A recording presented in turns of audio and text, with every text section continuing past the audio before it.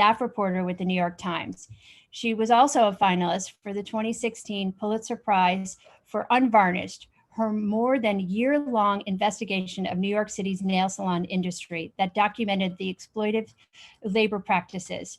She has reported for many years from the 5 boroughs of New York City as a Times Metro reporter, and she's also just completed a stint in Senegal as a Times West Africa correspondent. So Walter Thompson-Hernández began his career with the New York Times in 2018 and has written for NPR, Fusion, The Guardian, Remeklesia, as well as many other outlets. Thompson-Hernández has reported from 6 continents, covering subcultures and offbeat communities around the world and throughout the United States. Thank you everyone for joining us, and I'll now turn it over to Sarah and Walter. Thanks.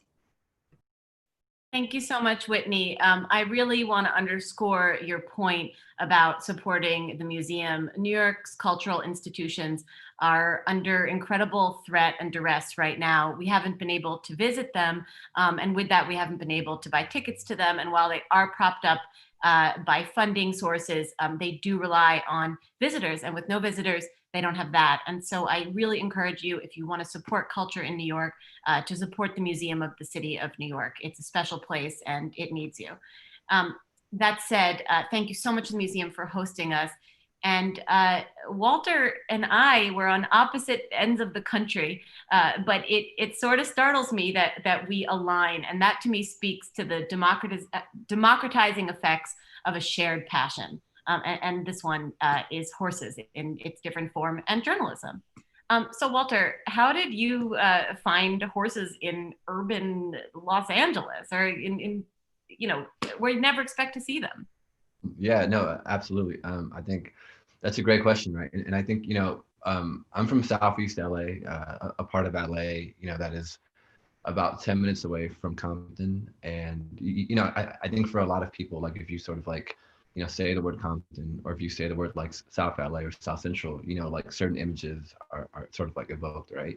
But, what a lot of people don't know is that when places and cities like Compton were founded in 1888, so much of the city was sort of zoned for agricultural use, right? So Compton attracted so many different types of farmers, Black farmers from places like Oklahoma and Texas, who really sort of like transplanted their horse riding practices, in Compton, right? So the first time I saw cowboys in that area was, I was about 6 years old and sort of just, driving with my mom.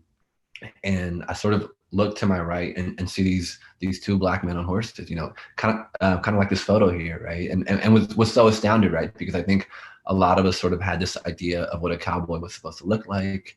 And, this idea of the urban cowboy, as your book, also sort of gets to, and about equestrian culture in urban cities, right, is one that, is often left out of the history book. So I was about 6 years old, and it really sort of like, just geared me towards wanting to learn more, essentially, right?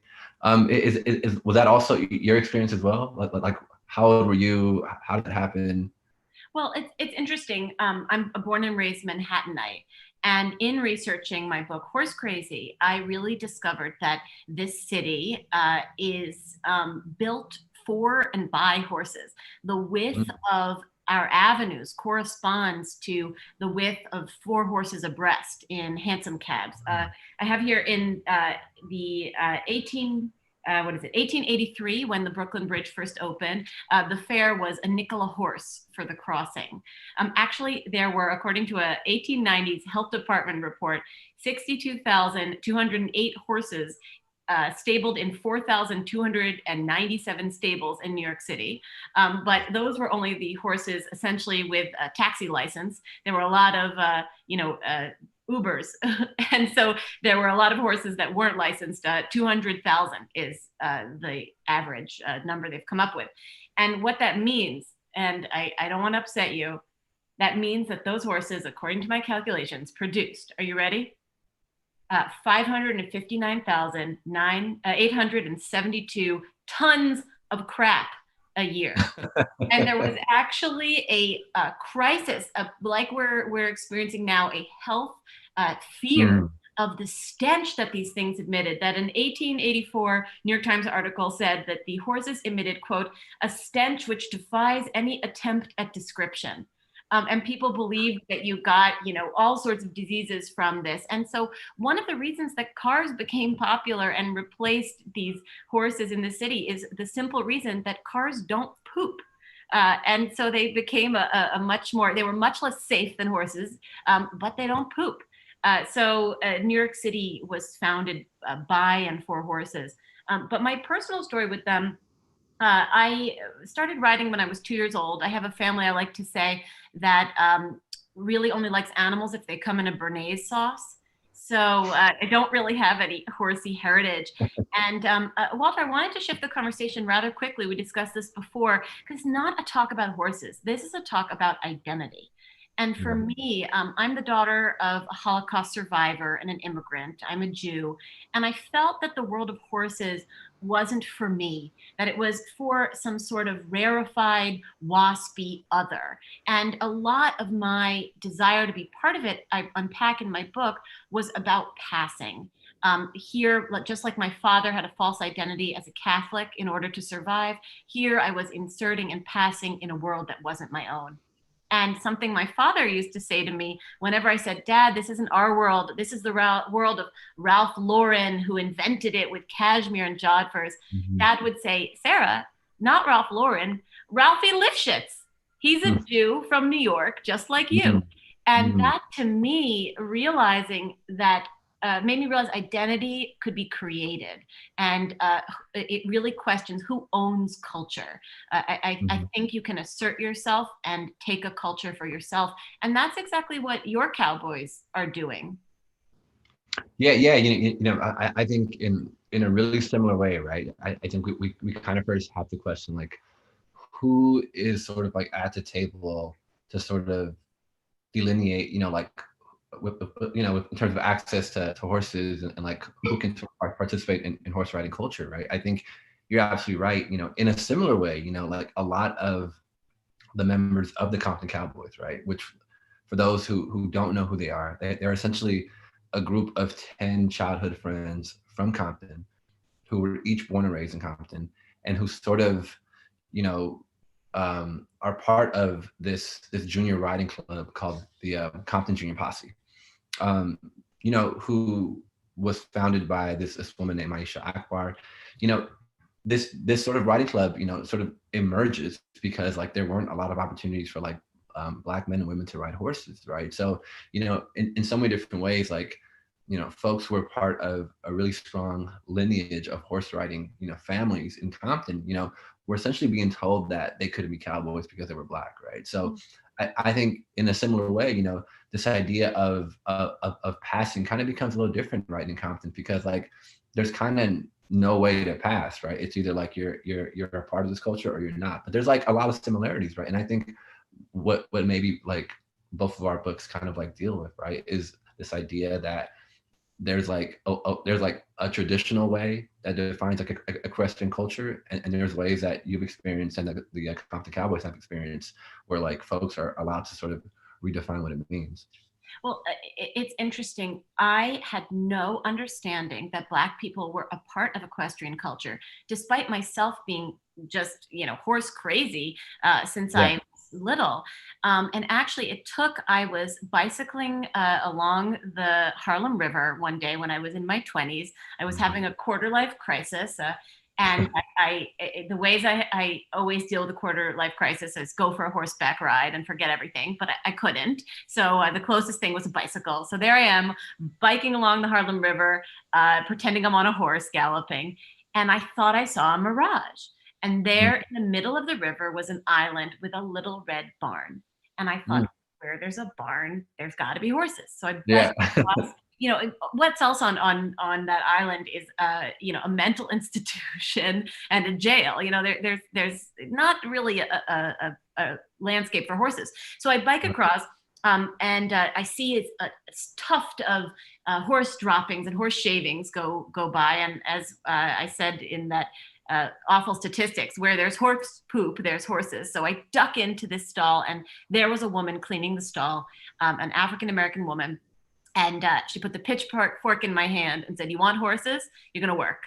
And that began my summer riding with the New York City Equestrian Academy, and run by the founders of the New York City Black Rodeo. The New York City Black Rodeo ran for 20 years up on Lenox Avenue in Harlem and was an invitational for all Black cowboys. But it took till age 20 when I had that interaction with Dr. and Mrs. Blair, who run that stable, and our Black cowboys, to know that they were even part of the story. Dr. Blair told me when I asked him, "What do we teach at this stable?" Because we didn't teach riding. We had inner city children come and muck stalls and pet horses. And I said, "What are we teaching?" He said, "Sarah, we're teaching these children that there are other ways to be in the world, that there are other paths you can take. And we're not teaching them to ride. By seeing Black cowboys, we're teaching them to dream." And that was a really powerful moment. And I think that's what's happening with the Compton Junior Posse and the Cowboys. They're not being taught horsemanship. They're being taught how to dream. Right. Yeah, no, I think that's a really fascinating story about like how you sort of like stumbled upon that barn, right? But I think you're absolutely right. I think, so much of these books and these stories to me, are so much larger than like equestrian culture and horse culture. And I know there's like so much to learn from horses, as like horses are incredibly compassionate, perceptive, really kind animals that really, I think kind of rub out like, on us in different ways. But, I think what like a lot of the anecdotes that I sort of picked up along the way in researching and writing my own book was that, there's a tangible difference between like walking on the street and sort of like being on top of a horse for like young people in Compton, right? It's like, it's really this like ability to dream, as you put it, there's sort of this like this feeling of freedom, of flight in ways that sort of like allow people to, if that ride is 5 minutes long, if it's 30 minutes long or an hour long, for that amount of time, people are free. And, Beautiful. And I don't say that lightly, like people really do feel this sort of like ephemeral sense of freedom. And I think, to observe that and to witness that and working on this book for 2 years was a really incredible experience. And I think that's incredibly important for people who are not free in their lives, in the gang culture, in feeling locked in by poverty. Actually, one of the slides that goes through here, you'll see a woman in leg braces, and she has I forget what she has, but she has an impairment, and it inhibits her walking and her speech. And she rides at Gallop NYC, which is a therapeutic riding organization actually in the confines of New York City, which teaches 500 riding lessons a week to adults and children with disabilities. And one of the most startling things when you watch what a horse can do for someone is some of these children are teenagers who've never put a spoon to their own lips. They've never felt power in any part of their life.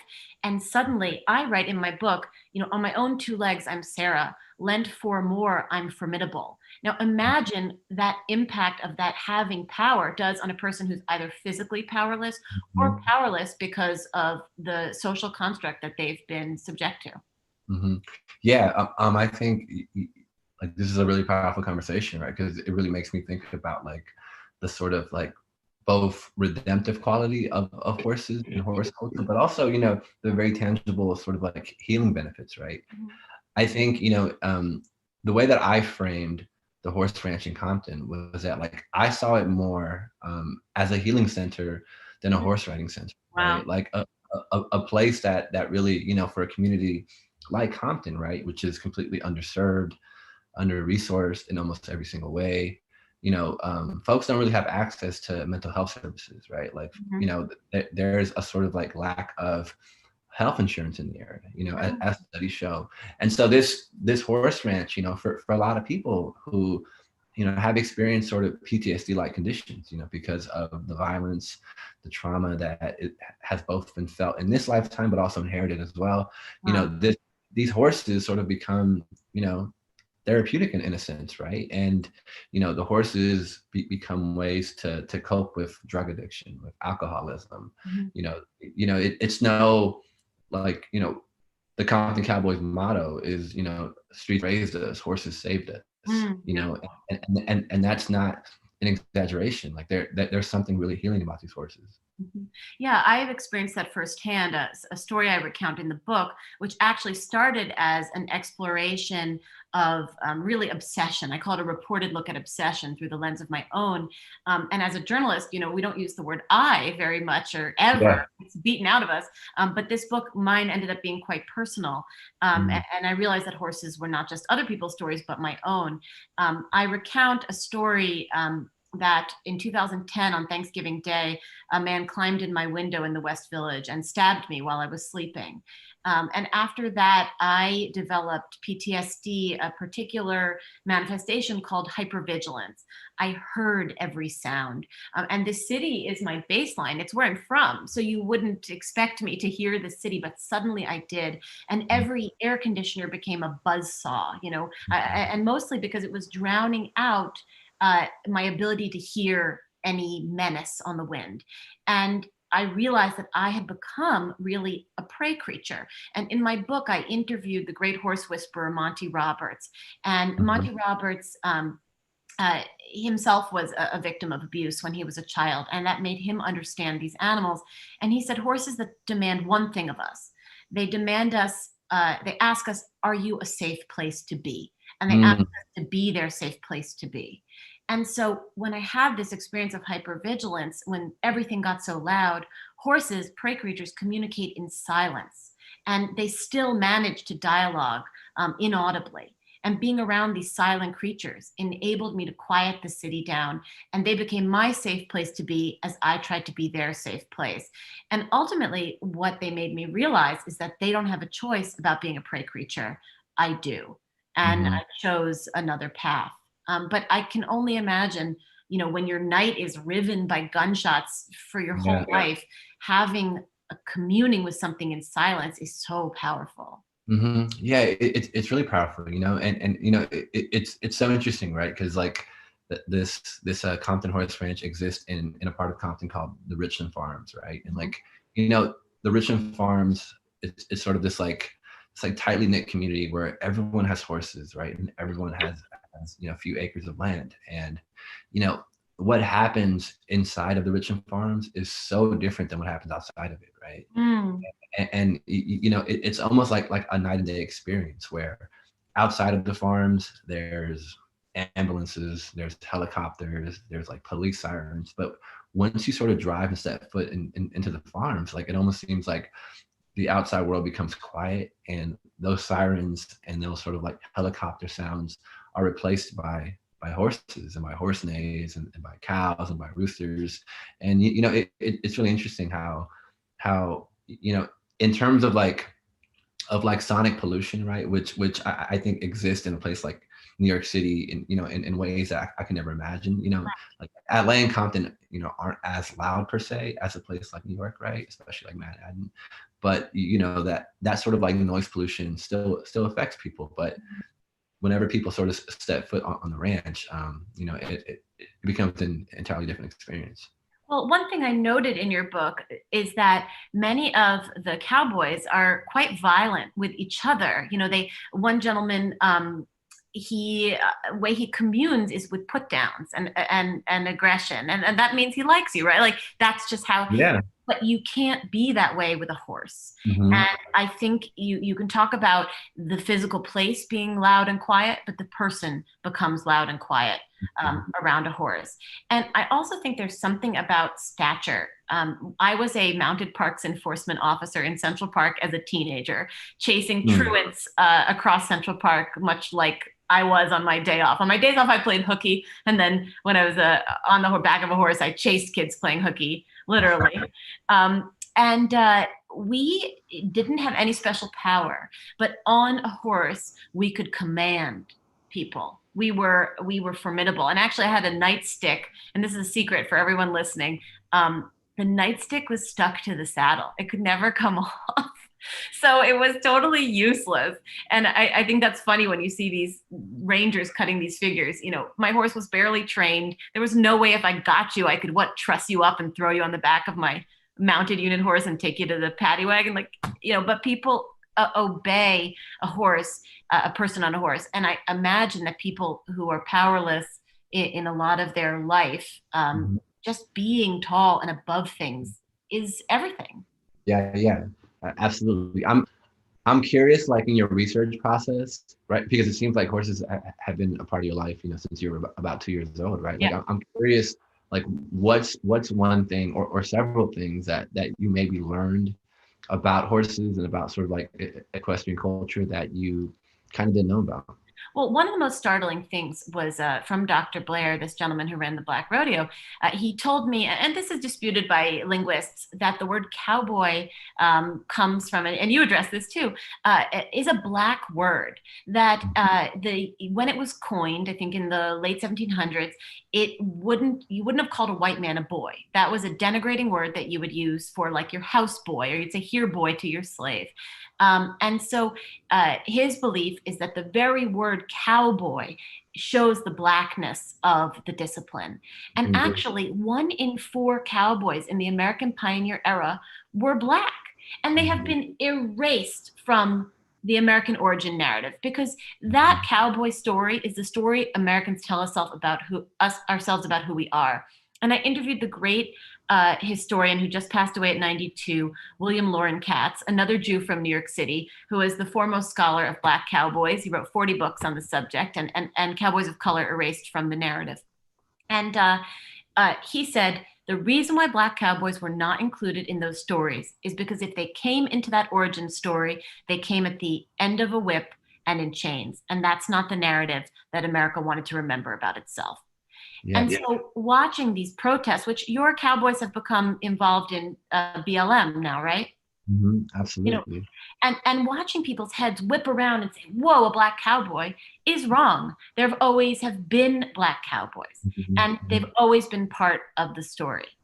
Yeah, no, absolutely. It's actually really sad to hear about William Katz, because I interviewed him for my, like. I'm sorry, am I breaking the news? He's the best. No, yeah, I kind of had no idea, and it's funny because, no, it's all good. I mean, so my grandfather had William Katz's original book about Black cowboys, like a first edition book, which like I kind of always had in my house, and I didn't see it until I was older, but like, I was fortunate enough to interview William on the phone a few years ago. So it was a really incredible experience. But yeah. So this idea, I think in recent months, I wrote a Time story a few months ago about the role of the Compton Cowboys in the sort of like BLM marches, right?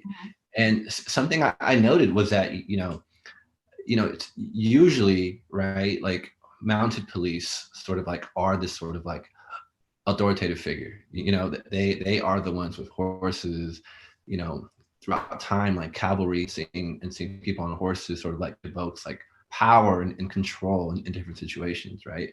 But what was fascinating about the Compton Cowboys is that, they sort of a few weeks, first there was someone named Breonna Noble in Oakland, who was the first of like, person on scene at a demonstration on a horse. It was Noble. And then a couple of days later, it was a riding group in Houston, right?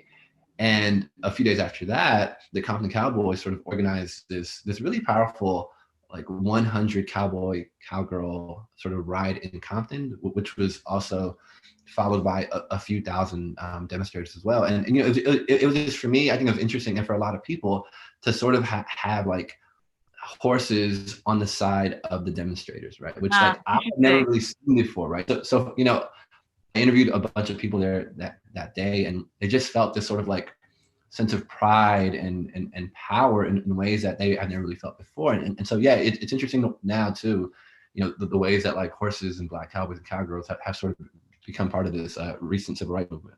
Yeah, and there actually is a legacy of horses being on the side of demonstrators. The suffrage movement, the March on Washington, was led by a lawyer on a white horse.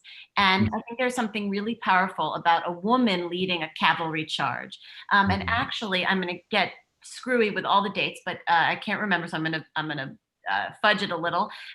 One of the a suffragist in the UK threw herself under a racehorse in the middle of a race and was killed. And I think the horse died as well, to make a point about suffrage being a life or death thing. So, horses have been part of many, many stories.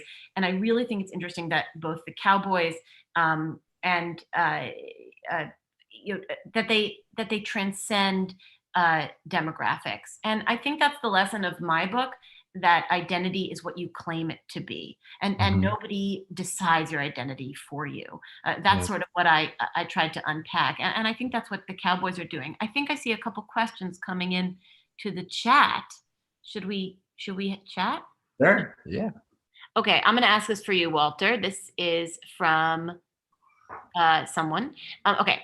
I'm from Philly originally, and there was a tradition of urban riding clubs and horses kept in North Philly, like the Fletcher Street Stables. I follow them on Instagram. They're really great.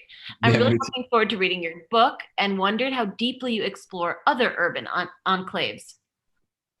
Absolutely. So I think in terms of like popular culture, right? Like the North Philly Cowboys and Cowgirls, have I think kind of been at the forefront in terms of like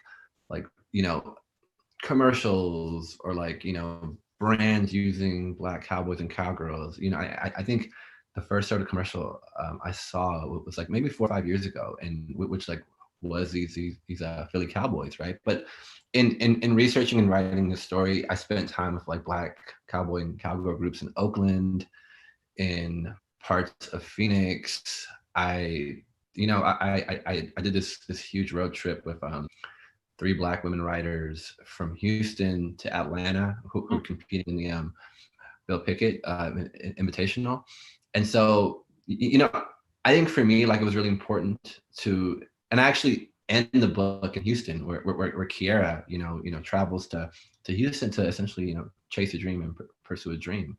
But for me, it was really important to like try to understand like the Compton Cowboys, of course, right? But to understand like what it meant to be a Black cowboy and cowgirl in a sort of like larger context, right? Like I think learning about Houston, learning about Atlanta, and about Phoenix and Oakland kind of like put the Compton Cowboys in this like really interesting sort of perspective, right? Where, there's, the common thread is that, it was that essentially there's history, right? There's like the history books, which a lot of us sort of like learn about like cowboys and all that, but like that history for a lot of people was very incomplete, And so in asking a lot of these different like Black cowboy groups, like their main thing was that like, yes, we are both trying to reinsert the Black cowboy back into the history books, and also normalize like Black men and women on horses, right? Like I think, oftentimes people, like in Houston and especially in like places like Houston and like Atlanta, like I'd ask folks about their experiences, and a lot of folks would be like, you know what, at the end of the day, I just ride horses. Like there's nothing really special about what I do. And I thought that was really interesting and beautiful too, like, because I think like there is something about horses that like go beyond race and beyond gender and beyond like anything, right? And I think like most cowboys, I believe, regardless of race, kind of have shared passions. They mostly respect the land and they respect their animals, and I think that's one thing that I think connected mostly with cowboy groups. Well, so in my book, I pull the thread of riding in that tiny Harlem stable to go deeper into the story of the Black cowboy. That's, I actually followed it also to Houston, where there's a mailman who spent his life savings to found the Black Cowboy Museum. His name's Larry Callis. He's amazing, and he's a character in my book. And you mentioned the Bill Pickett Rodeo. Well, Bill Pickett was the founder of the sport of bulldogging. He died in the early 1900s. He was only admitted to the Rodeo Hall of Fame posthumously in 1989, where he was its first Black inductee.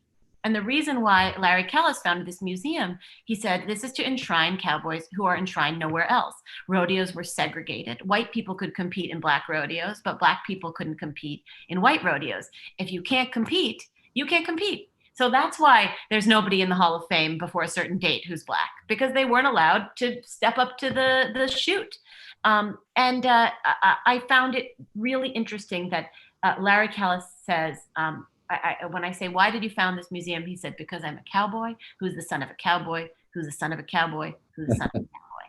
And that's the answer. But that's the answer whether you're white or black or, you know, any color in between. There's a question for me. But somebody pointed out something that the other part of the sport, I actually don't get to this in my book, but is racing, that the first ever winner of the first ever Kentucky Derby was a black jockey, and the horse was trained by a freed slave.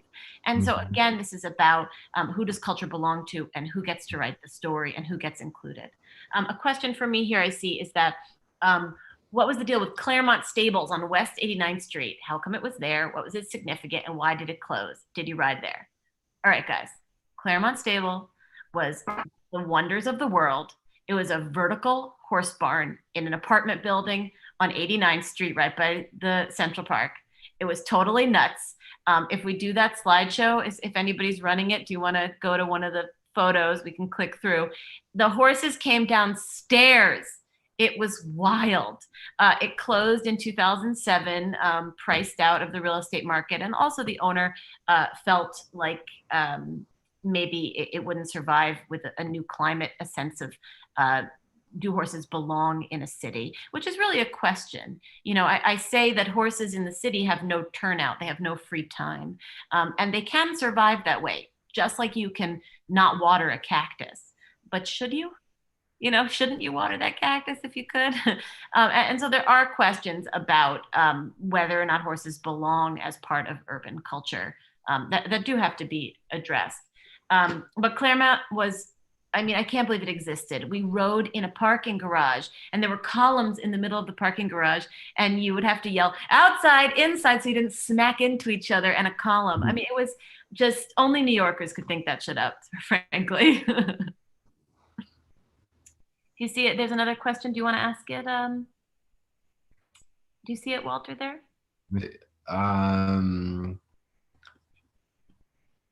Oh, Q&A. That's the slideshow. Oops, I lost it when you guys did this. Yeah. Chat. Okay.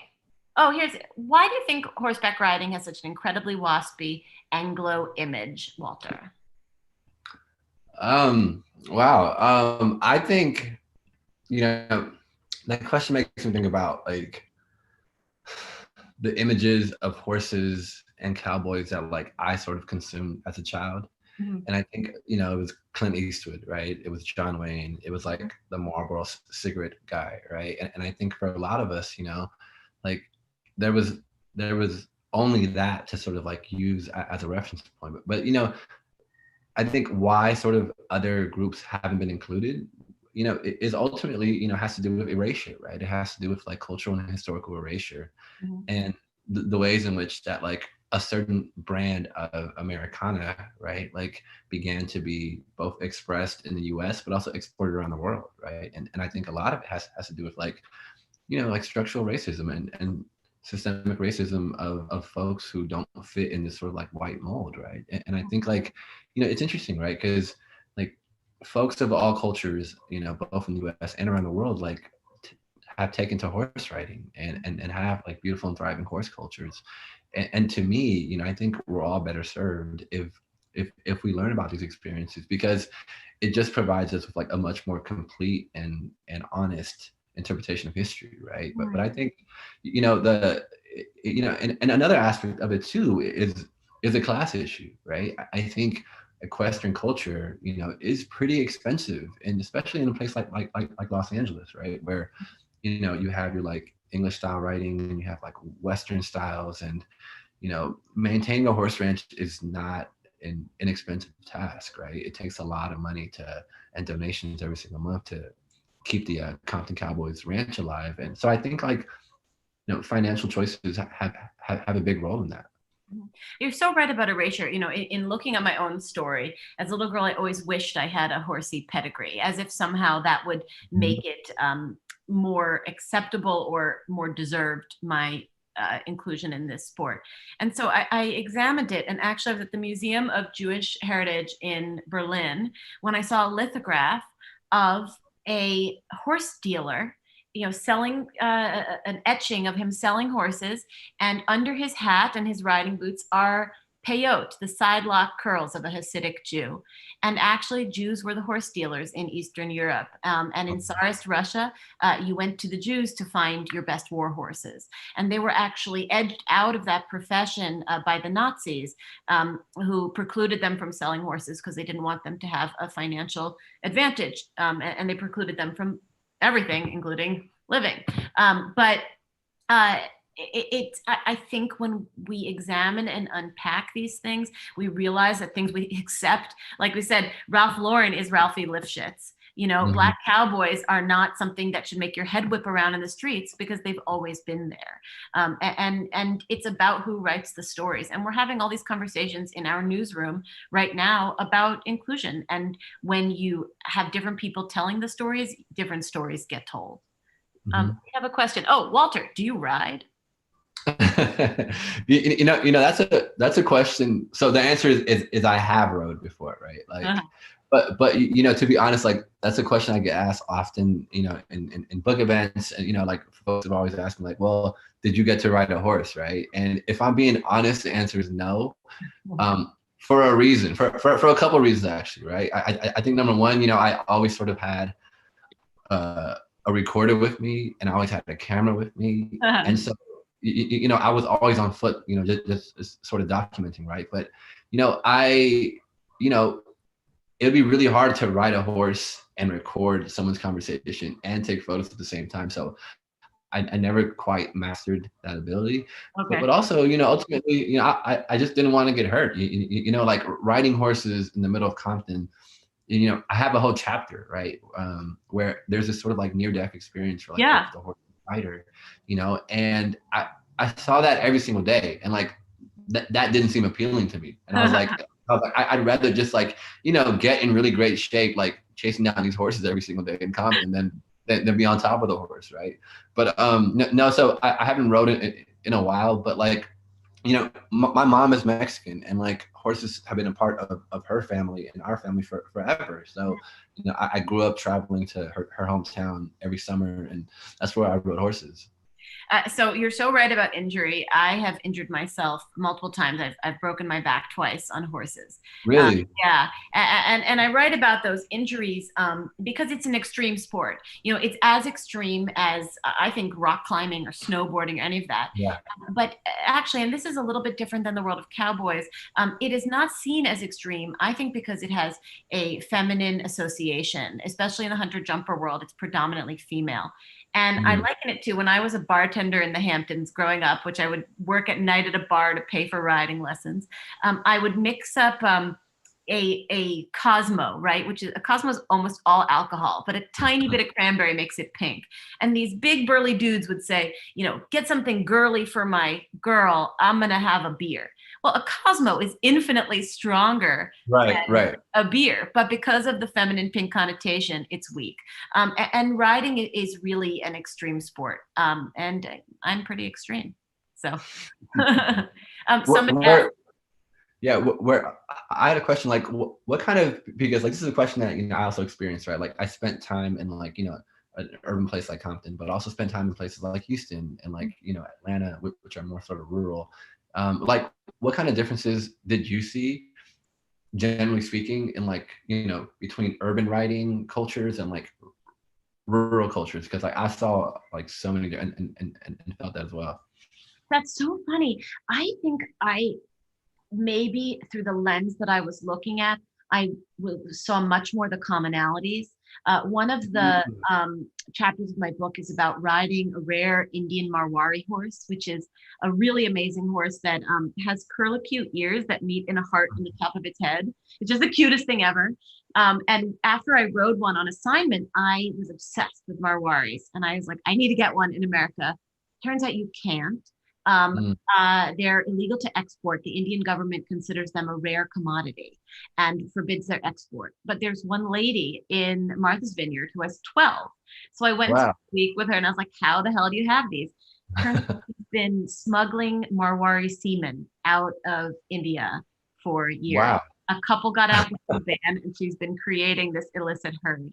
And what I saw in that was the sane horse crazy that makes me get on after I've broken 3 vertebrae. You know, that makes the Compton Cowboys ride, despite the fact that everything in urban situations, their, you know, very stressful lives are working against them. So I really see the commonalities of extreme passion. And I think the hooves of a show jumper are just as cared for as the hooves of a hack horse on 57th Street and as the Compton Cowboy horses because of that commonality.